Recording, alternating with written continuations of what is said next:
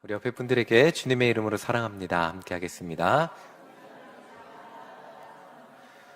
네, 주님의 이름으로 사랑합니다. 밖에만 나가면 꽃이죠? 예, 우리 옆에 분들이 꽃보다 아름다우십니다. 아멘, 예. 예, 아멘 하신 분만 아름다우신 걸로. 예, 말씀 전하겠습니다. 오늘 다윗이 하나님 앞에 하나님이 다윗의 자녀들을 책임져 줄 거라는 그런 얘기인데요. 자녀가 잘 되기를 바라는 마음은 모든 부모 99.99 아니면 100%겠죠. 다 갖고 있겠죠. 누구도 자녀가 망하기를 바라는 사람은 없을 겁니다. 예, 있다면 나중에 알려주세요. 저는 한 번도 못 봤어요. 근데 부모는 대부분 자기보다 자녀가 더 성공하기를 바라죠. 그쵸? 근데 지금 제가 똑같은 말씀을 청년부 전하고 왔는데, 이 자녀들의 입장에서는 부모만큼 살기도 굉장히 버거운 게 또 그 자녀의 삶입니다. 그림 한번 보여주세요. 그림 보여주시면 차범근 선수와 차두리 선수잖아요. 차범근이 너무 잘하니까 모두가 그 아들 차두리에게 엄청난 기대를 했습니다. 차두리 선수는 국가대표가 되긴 했지만 아버지만큼은 아니었죠. 나중에 은퇴하고 이런 말을 했습니다. 가끔 아버지가 미웠다. 아버지가 이룬 업적은 내게는 큰 벽과 같았다. 이런 말을 했어요. 부모는 자녀가 나보다 대단한 삶을 살기를, 대단한 사람이 되기를 바라는데, 때로는 부모가 이룬 업적만큼 살기가 어려운 게 또 자녀의 삶이기도 해요. 제가 부모가 돼 보니까 어린 시절 제가 중학교 1학년 때 아버지가 아파트 청약해서 됐다고 엄청 좋아하셨던 그 기억이 나요. 그래서 저는 아파트 사는 사람, 연립에서 아파트 사는 사람이 됐죠. 아파트 살고 소나타2, 그 당시 그래도 괜찮은 소나타2 타고 학원을 다니고, 또 엄마 밥 해주면 맛없다고 반찬 투정도 하고, 생일날 아주 평범하게 잔치하고 치킨 사 먹고, 이런 어린 시절 저에게는 당연한 것이었는데, 제가 부모가 돼 보니까 이게 당연한 것들을 당연하게 베풀어 주는 것조차 쉬운 것이 아님을 깨닫게 됩니다. 자녀로서 저희 부모님은 부모님보다 제가 더 훨씬 성공한 삶을 살길 바라지만, 대부분의 자녀들, 부모님 정도라도 그 평범한 삶의 단계까지 올라가는 것도 쉽지 않다는 것을 청년들한테 물어봐요. 나중에 아파트 살 것 같아요? 그랬더니 이제 고개를 잘 안 끄덕여요. 서울 아파트 워낙 비싸니까. 지금은 집값도 많이 올라갔죠. 이런 수많은 부담들.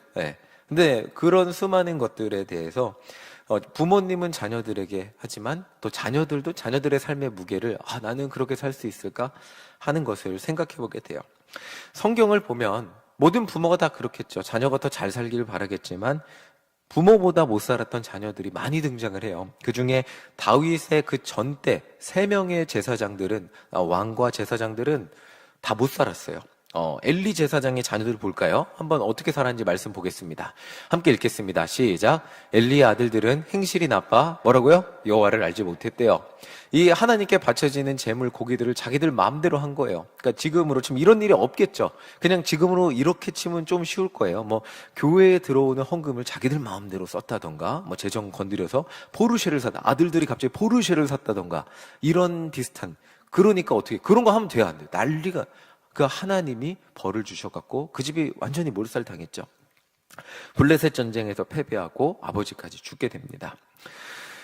그렇다면 엘리의 뒤를 잇는 사무엘의 자녀들은 어떤지 볼게요. 사무엘상 8장 3절 함께 읽겠습니다. 시작. 그의 아들들이 자기 아버지의 행위를 따르지 아니하고 이익을 따라 뇌물을 받고 판결을 굽게 하니라. 그 당시 선지자의 중요 역할 중 하나는 판결이었어요. 그런데 뇌물을 갖고 오는 사람들에게 더 유리하게 해주는 거예요. 유리하게 해주니까, 그러니까 사실 왕정을 요구하게 된 것도 이 사무엘의 자식들이 이렇게 하니까 차라리 왕이 낫겠습니다 라고 백성들이 요구한 거죠. 그렇다면 사무엘이 임명한, 하나님이 기름 부은 이스라엘 나라의 최초의 왕, 자녀들 어떻게 됐을까요? 다 알고 계시겠지만 한번 읽어보겠습니다. 사무엘상 31장 6절 함께 읽겠습니다. 시작. 사울과 그의 세 아들과 무기를 든 자와 그의 모든 사람이 뭐라고요? 다 그날에 한 번에 죽었대요. 자, 지금 다윗의 전대 왕과 제사장의 자녀들은 다 어떻게 잘 됐어요? 못 됐어요? 다 못 됐어요.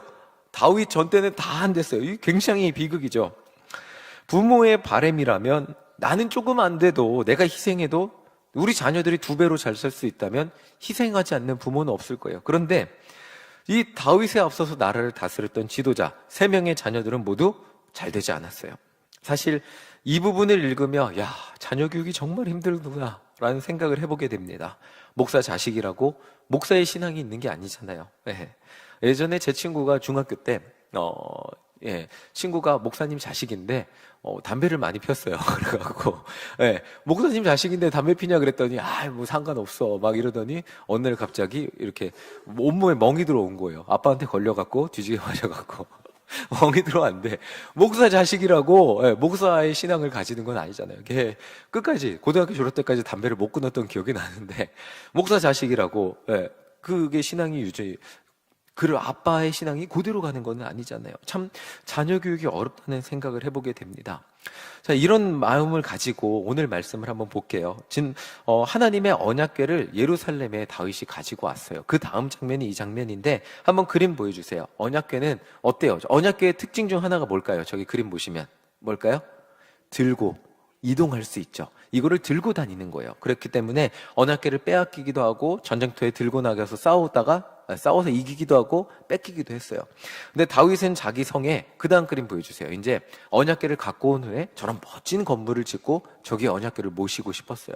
이 모시고 싶은 마음의 배경에는 사실 건물의 특징은 뭘까요? 우리 일신교회 건물 몇 년 됐죠?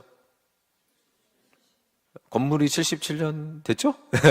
설립한 지 70년 됐는데 이 건물의 특징은 뭐죠? 하자 보수는 있어도 무너지진 않잖아요. 이 성전이라는 거, 성막은 이동 가능한 포터블의 의미를 갖고 있다면 성전은 영구히 그냥 여기 거의 파운데이션이 기틀이 잡혀 있는 걸 의미해요. 다윗의 성에 하나님의 전이 있다는 것, 하나님의 언약궤가 모셔져 있다는 것은 그러면 다윗이 죽으면 건물이 사라질까요? 안 사라질까요?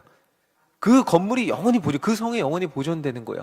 하나님이 다윗의 자손들과 함께 하시면서 다윗의 수도를 지켜주시기를 바라는 마음이 성전에 있었던 거예요. 하나님, 나의 전대의 사람들은 자녀들이 다 잘 되지 않았지만 우리 자녀들은 지켜주세요. 내가 하나님 앞에 정말 멋지고 가장 멋진 건물을 지어서 하나님의 언약궤를 거기 모실 테니 대대손손 여기서 이 나라, 이 땅, 우리 자녀들이 다스릴 땅을 지켜주세요 하는 마음을 가지고 성전을 지으려고 했죠. 자, 하나님이 그러면 좋아하실 것 같다고 다윗도 하나님이 좋아하실 거라고 생각을 했을 거예요. 오래도록 자녀들을 축복해 주시겠지 하면서 하나님도 좋고 우리도 좋고 이렇게 생각을 했을 텐데 오히려 하나님은 여러분들 성경 말씀 다 알고 계시니까 다윗에게 하나님은 오히려 이렇게 대답하시죠. 내가 언제 멋진 건물 지어달라고 했냐? 내가 너한테 그 건물 안 지어줬다고 서운한 적 있냐? 그렇게 명령하신 적도 없다고 말씀하세요. 나중에 선지자 이사야가 이사야 6장에서 환상을 보는데 그 옷자락이 성전에 가득하다 그러거든요. 하나님이라는 위대하신 분의 옷자락도 담을 수 없는 곳이 성전이에요. 사실 그 하나님을 건물에 가둬놓는다는 것 자체가 인간의 욕심일 수 있어요. 내가 원하는 하나님, 내가 지은 건물에 거기에만 계셔 주소서라고 하는 게 사실은 인간의 욕심일 수 있죠. 하나님이라는 위대하신 분은 다윗이 원하는 대로 성전에만 갇혀서 다윗만 축복해 주실 분도 아니고 멋진 건물이 없어서 아쉬워할 분도 아니에요. 그런데 하나님은 다윗의 마음을 아셨어요. 자, 역대상 22장 8절. 자, 함께 읽어보겠습니다. 시작.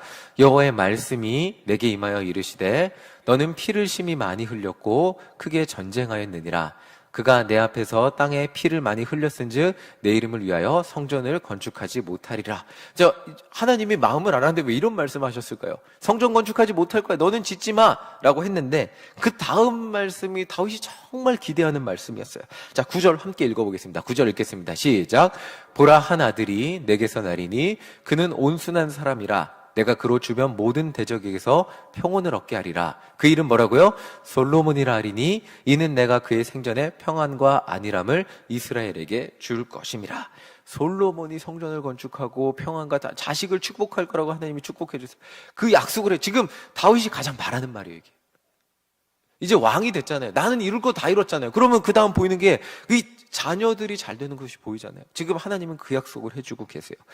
자, 정말 이 전 세대의 왕과 제사장들이 정말 온전히 대를 잇지 못했기 때문에 이 말이 정말 다윗의 귀에는 정말 감사하게 들렸을 거예요. 그런데 정말 다윗의 마음에 너무나 크게 울림이 있는 말씀을 하나님은 한 가지 더 약속을 해주세요. 사무엘하 7장 5절, 15절, 16절 우리 함께 읽겠습니다. 시작. 내가 내 앞에서 물러나게 한 사울에게서 내 은총을 빼앗은 것처럼 그에게서 빼앗지는 아니하리라. 내 집과 내 나라가 내 앞에서 어떻게 된다고요? 영원히 보존되고 내 왕위가 영원히 경고하리라 하셨다 하라. 자, 지금 성전을 건축하고 싶은 가장 큰 동기를 지금 하나님이 그거 아니래도 나는 너를 지켜줄 거야 라고 지금 약속해 주시고 계세요. 하나님이 사울의 집안을 버리셨잖아요. 다윗도 내 자식들이 하나님 뜻대로 살지 못하면 내 자식들이 버림받으면 어떡하나 하는 두려움이 언제나 있을 수 있어요. 왜냐하면 그 전때 사람들이 다 그렇기 때문에, 그 전때 자녀들이 다 그랬기 때문에. 근데 지금 16절을 보면 다윗에게는 정말 가슴이 터질 것 같은 그런 약속을 해주고 너무나 감동스러운 약속을 해주시고 계세요. 내 집과 내 나라가 내 앞에서 영원히 보존되고 내가 지켜줄 거야 라고 약속을 해주시고 계세요. 설령 다윗의 자손들이 죄를 지어 벌을 받는다 그래도 벌을 내린 후에 하나님이 다시 그 날을 책임져 주실 것이라고 약속을 해주시고 계세요. 자, 오늘 말씀, 이 말씀을 이렇게 짧게 전하면서 이 뒤에도 또 있지만 정리하면서 우리가 기억해야 될 것이 있다면 부모님의 사랑을 먼저 기억해 보기를 원합니다. 우리는 세상을 살아가면서 누구를 만나느냐가 만남의 축복이 정말 중요하다 그러는데 우리 인생에 있어서 가장 첫 번째 만남이자 내가 고를 수 없는 만남이자 나에게 가장 많은 사랑을 주는 만남, 그 만남이 부모님을 만나는 일이잖아요. 내가 선택해서 내가 고를 수 없는 분을 만났는데 하나님은 우리에게 그분을 선물로 주셨어요. 부모님, 여기 부모님 없으신 분들 아무도 안 계시죠? 스스로 계신 분은 아무도 없잖아요. 지금 이렇게 연세가 많으신 분들이라 할지라도 그 부모님에 대한 기억은 있잖아요.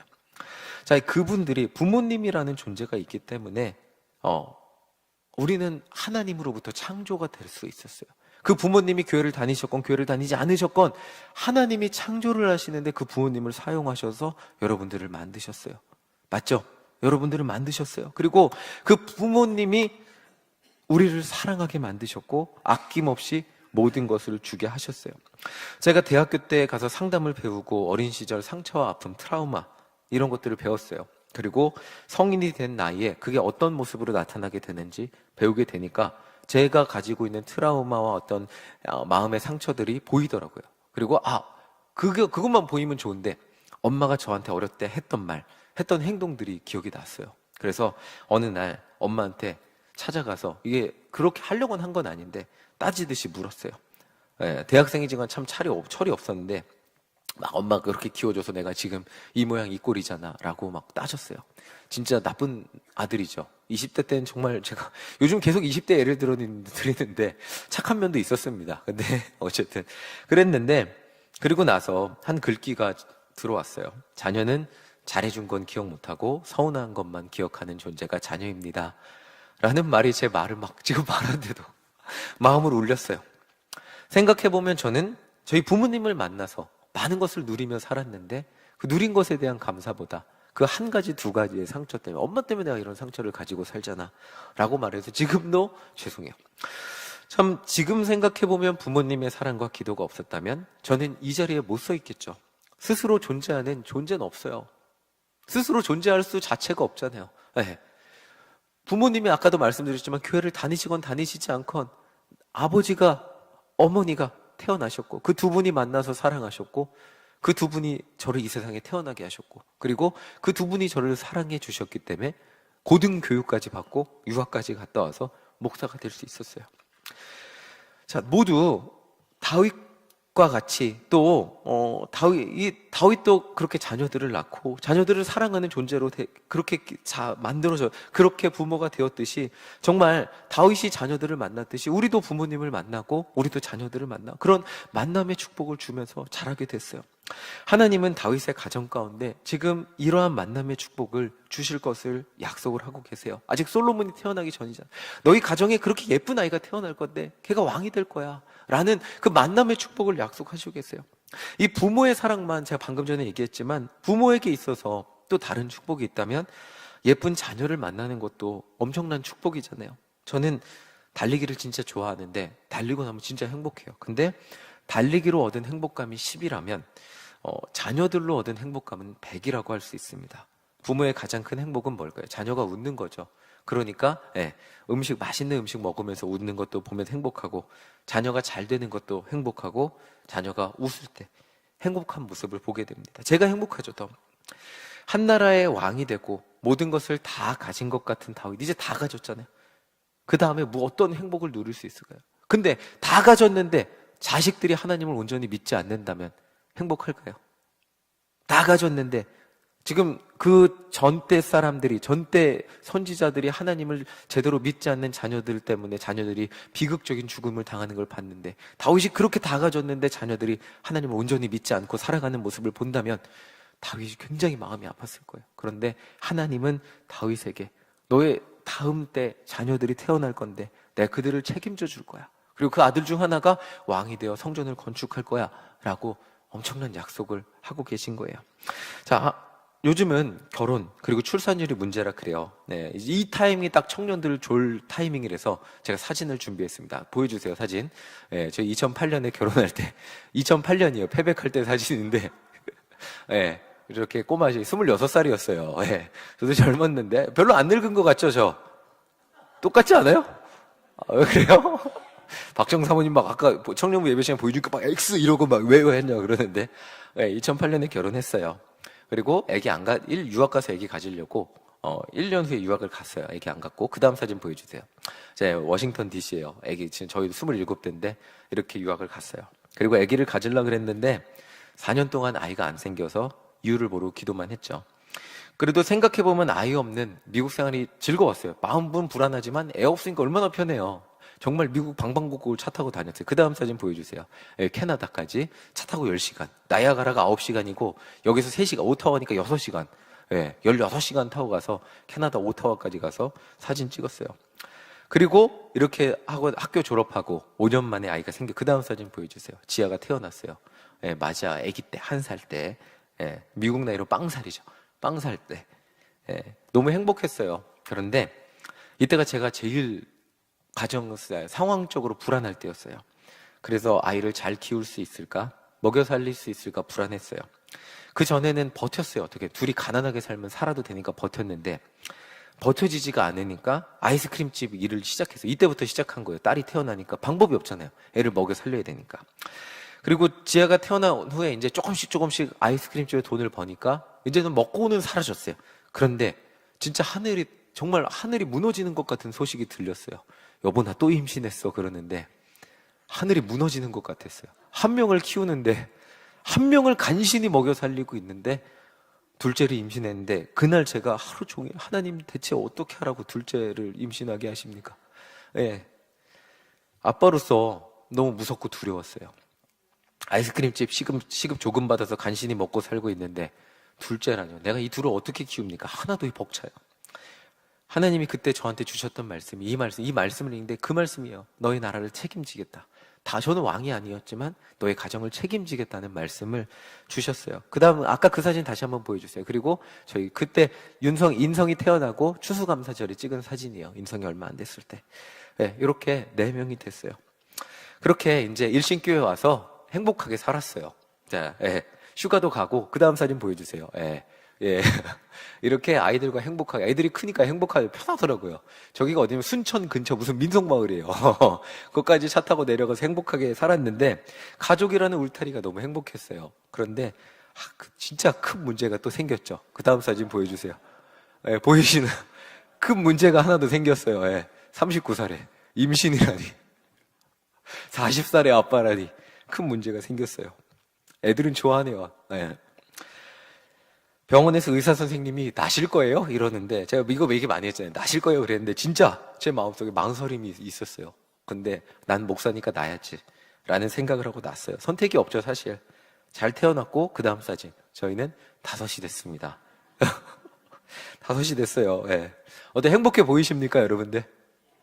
하나님은 제가 고를 수 없는, 제가 정말 원할 때는 아기가 태어나지 않다가 아기를 한 명은 원했어요. 태어나고 이제 셋이 살자 그랬는데 정말 원하지 않을 때 한 명이 태어나게 하시고 정말 기대하지 않을 때 한 명이 더 태어나게 하셨어요.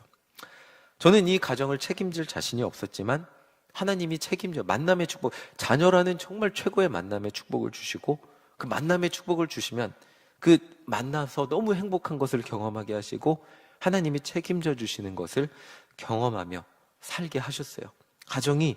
그리고 제가 그 가정의 어깨에, 가족이라는 모든 어깨의 짐을 짊어지고 살아야 될 줄 알았는데, 가정이 저에게 주는 힘을, 살아갈 이유와 힘을 주는 것을 경험하며 살게 하셨어요.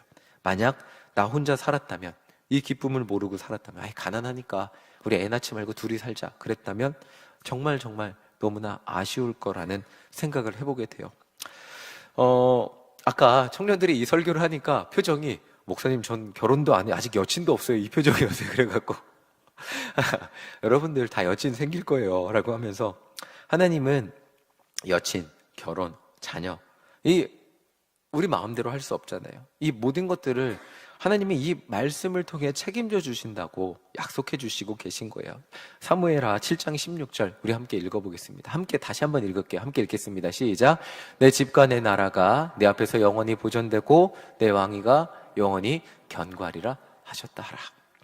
네, 이게 나라가 꼭 그 다윗과 같은 사람만, 다윗은 하나님이 왕으로 기름 부음을 받았기 때문에 왕이에요. 우리 모두는 왕이 될 수 없는데 하나님이 창조하셨고 그 삶의 이유와 목적을 가지고 살아가게 하셨어요. 그렇다면 지금 있는 그 자리가 우리 나로 끝나는 것이 아닌, 우리가 하나님 앞에 간절히 기도할 때 너의 있는 지금의 삶의 모습이 여기서 멈추지 않고 너희 자녀들에게 이어지고, 또 내가 너의 자녀들의 자녀들을 이어서 함께 책임져 줄게 라고 말씀하시는 것이 이 말씀이에요. 사실 창세기 1장에 생육하고 번성하여 이 땅을 채우라는 말씀이 이 말씀의 맥락과도 같은 거예요.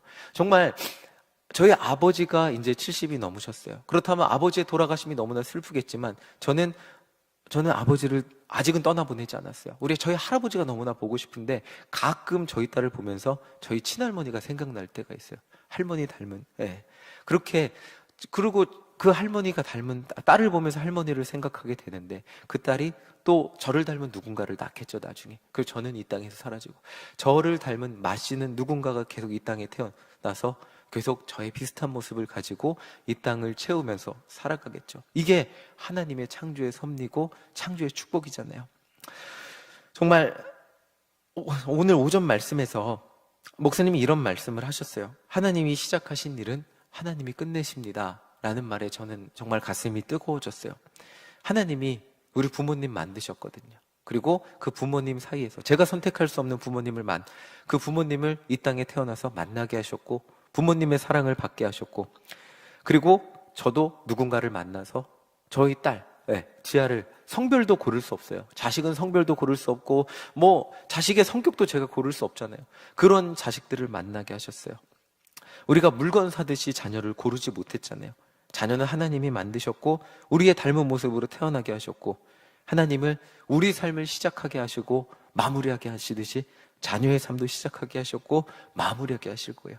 이제 우리가 할 일은 하나님을 신뢰하며 하나님의 손에 맡기며 내 삶을 걸어가듯이 우리 자녀들의 삶도 하나님께 맡기는 겁니다. 하나님이 우리의 인생의 길을 걸어가게 하시고, 그리고 인도하시고 또 마무리하게 하실 거예요. 또 그럼 내가 끝나면 끝 아닙니까? 라고 할 수 있지만, 저는 마윤성이 마시아도 남았는데 걔는 결혼하면 마씨를 잃어버릴 거잖아요.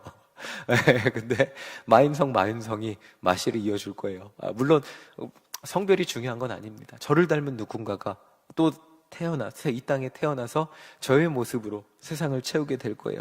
우리를 만드시고 우리의 부모님 되시는 하나님이 정말 따스한 눈빛으로 우리를 만드시고 이 땅을 살아가게 하신 것을 기억하시기를 소망합니다. 하나님이 언제 가장 기뻐하실까요? 하나님이 여러분들 보면서 언제 가장 기뻐하실까요?